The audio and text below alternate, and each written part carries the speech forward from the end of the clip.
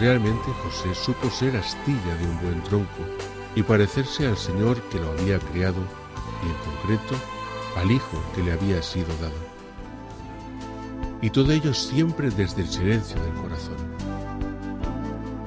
En ese silencio admirativo con que, después de las primeras circunstancias, acogió la llegada de Jesús y con el que pasó su vida, sin duda, enseñando a Jesús el oficio de carpintero.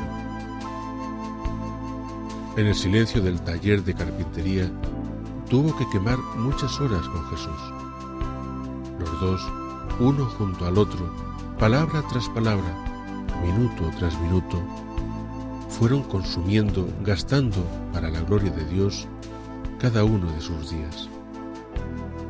Ese silencio admirativo y también receptivo o receptor hizo de José como una esponja que, por estar próxima al agua, poco a poco se va empapando de las gotas que salpica y queda de esta manera empapada del agua, empapado de Dios, conviviendo en esa proximidad con Jesús, en ese enseñar al Maestro, con esa profunda timidez con que sin duda tuvo que hacerlo, reconociendo en su Hijo al Mesías, al Señor. Es como lo que pasó en cierta manera a Juan el Bautista, cuando Jesús se acercó para ser bautizado. Juan dijo: «Soy yo el que debe ser bautizado por ti». Pues así, José también tuvo que tener muy claro que él era el que debía ser instruido por Dios. Pero el Padre Dios conducía su corazón para que enseñara las cosas de este mundo a Jesús, para que gracias a él Jesús pudiera hacer el recorrido que todo hombre lleva a cabo, y para que gracias a él y con él, estando debajo de él, sometido en obediencia a José, Jesús pudo aprender a recibir todas aquellas experiencias de vida por las que los hombres pasamos desde que nacemos. José se convirtió así en la sombra de Dios Padre para Jesús. José fue para Jesús la cercanía de Dios, el silencio amoroso de Dios, ese amor escondido que, como el manantial, brota constantemente y se derrama por todo su entorno.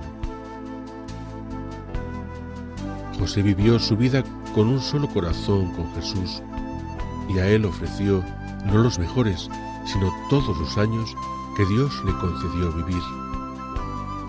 Y tan particular fue su actitud, su entrega, que salvando los primeros momentos del descubrimiento del embarazo de la Madre de Dios, la historia no nos ha dejado nada más. José se convierte en uno de esos prototipos, modelos a imitar en nuestra sociedad, porque la figura de José rivaliza notablemente con la figura del hombre que propende en nuestro tiempo. Tiene notables diferencias, evidentemente, y notables objetivos. Notables diferencias también en los objetivos ya alcanzados. José partió hacia el reino con una vida plena y los hombres hoy pululan por el mundo. José se nos muestra a nosotros como el modelo de cristiano que es necesario en este tiempo nuevo, en este tiempo en el que vivimos, que a pesar de los avatares sigue siendo para nosotros un año de gracia de Dios, un tiempo de gracia. Y José se nos presenta como ese modelo silencioso, callado, obediente, feliz, responsable. Reúne en sí toda esa sombra de Dios Padre. Hace realidad de tal manera esa paternidad de Dios y una manera de ser y de proceder que se intuye viendo al Hijo y viendo a la Madre, la esposa. Una manera de proceder que se intuye es la que nosotros necesitamos vivir. No hay datos, muy escasos, escasísimos, pero si al árbol se le reconoce por sus frutos, y los frutos de la vida de José, de su forma de ser, de vivir, de tener, de amar a Dios, de vivir en el mundo, son los que podemos colegir igualmente en Jesús y en María, y que son los que Dios nos propone, son los válidos para seguir a Jesús.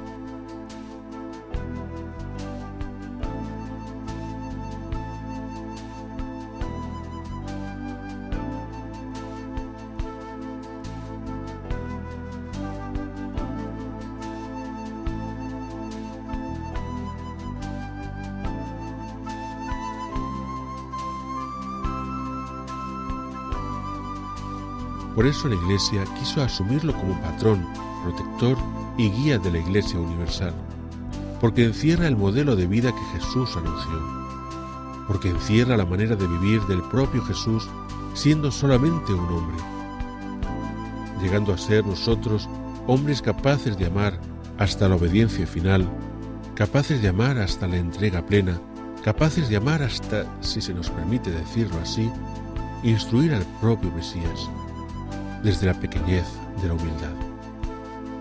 Sabiendo que uno no puede enseñar nada, sabiendo que el discípulo, Jesús, en este caso, era superior al maestro, José, desde el principio. Pero aun sabiendo eso, hizo lo que tenía que hacer desde el silencio de una vida unida a Dios.